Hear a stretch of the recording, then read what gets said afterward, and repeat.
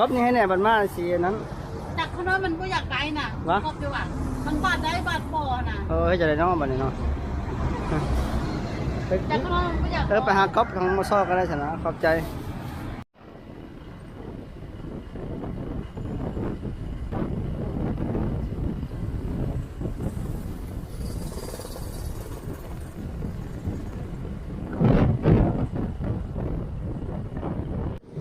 ก็สบายดีเรามาอัดเอกสาร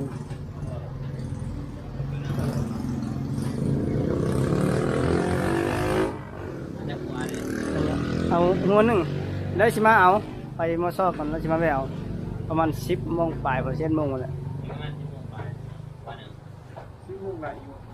ได้เนาะเจ้าได้ชิมาเอาครับเจ้านั่นแหละได้เฮ็ดนั่นก็ได้ไปทางไหนก็ไปม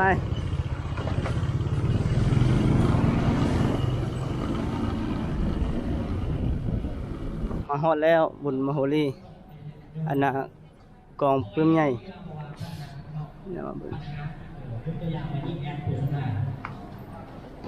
สบายดีอันนั้นบ่ลงรายชื่ออีกบ่นี่โดยมาแล้วโอ้ยเดี๋ยวส่วนทางนี้ขายดีนะครับแต่บางวันดูมาไม่ดีลงทะเบียนกันเด้อลงทะเบียนกันเด้อยิ่งไปตุ่มตุ่มสินค้าลงพื้นแอดมิชนาการถ่ายลงพื้นจากมิชนาลงพื้น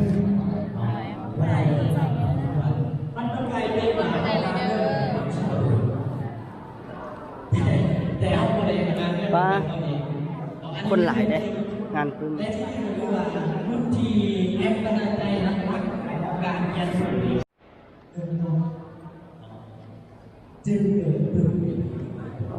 ปีนี้หลาย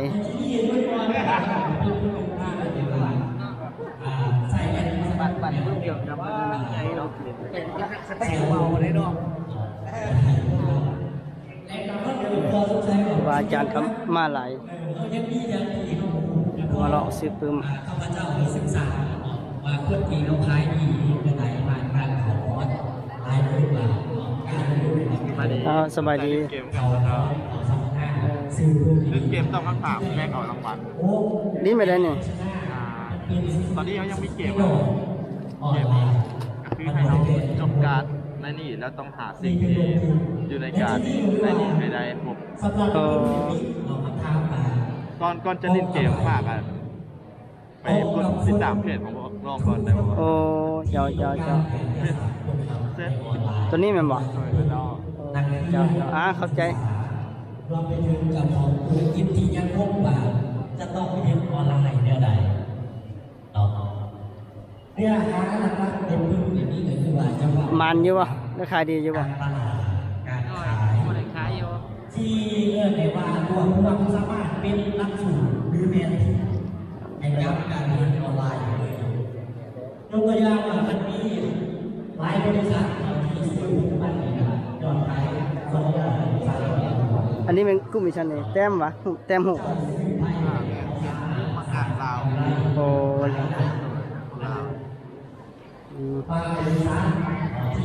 มาแบบเบิ่งหันไม่ดวง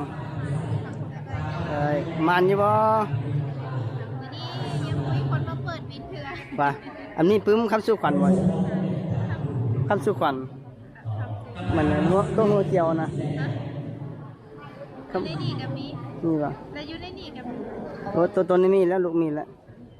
ตัวนี้มีหลายอย่างตัวนี้ลูกได้ละคือว่าเบิ่งตัวนี้กับมีมันจะมีเป็น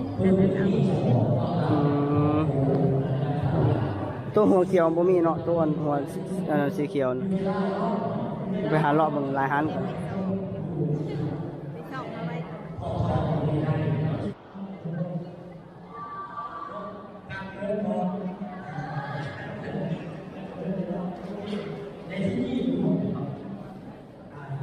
เพื่อนเป็นที่มาทำที่คือ ปกติปุ๊บมีแสนสี่200,000เรื่อง200,000เนี่ยส่วนแพงส่วนตัวเป็นร้อย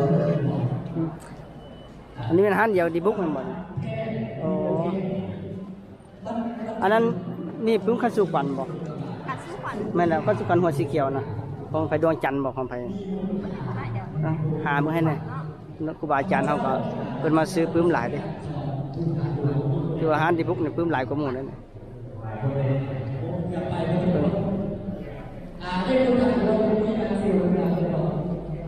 มีบ่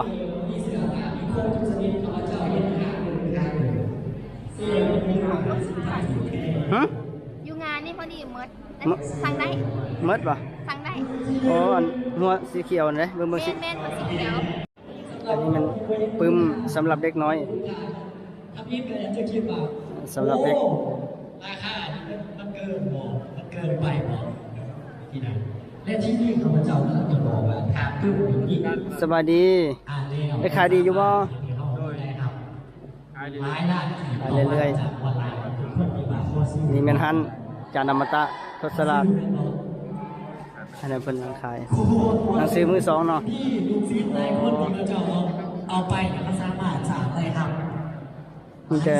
ปึ้มไทยได้ จากการ ของเพิ่นขาย ด้วยการที่เขาใช้เก็ตอันนี้เก็ตกับอาจารย์ผมว่าเนาะเก็ตผ่านด้วยการที่เก็ตคำเดียวเนี่ยทายยังขายดีขายให้ไผ คือว่าคนก็มาฟังหลายอยู่มาตอนเช้า ไม่ยอมขายมหาศาลแม่พึ่งในนี้ก็จะบอก และบรรยากาศงาน ในสาม ที่ว่า และที่ หลาย นี่ เลย คือว่าเพิ่มขึ้นไปกับประจักษ์โอเคและที่นี่เนาะสำหรับวันนี้พอที่เพลงที่เอามาตั้งอยู่ข้างหน้าแสดงว่ามีกำลัง อันนี้มันยังเนี่ย เอาอันนี้เป็นงานบ้านของเด็กน้อยที่เสรี โอ้ เย่มันพวกเขาจะสอนเสาร์อาทิตย์ เจ้า ภาษาของเด็กน้อย3-8 ปี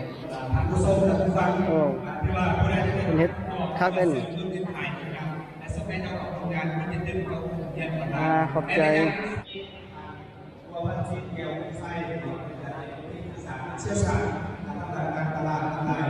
หนึ่งคำเว้าเปลี่ยนเจ้า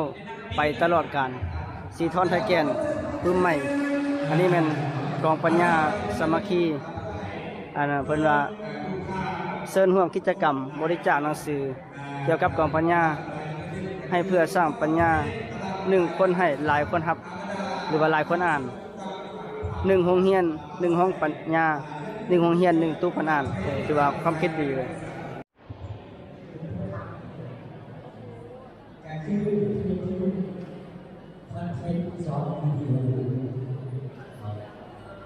ซึ่งที่ว่าเทคช็อตวิดีโอในไลน์ก็จอรูปเลยว่าแพลตฟอร์ม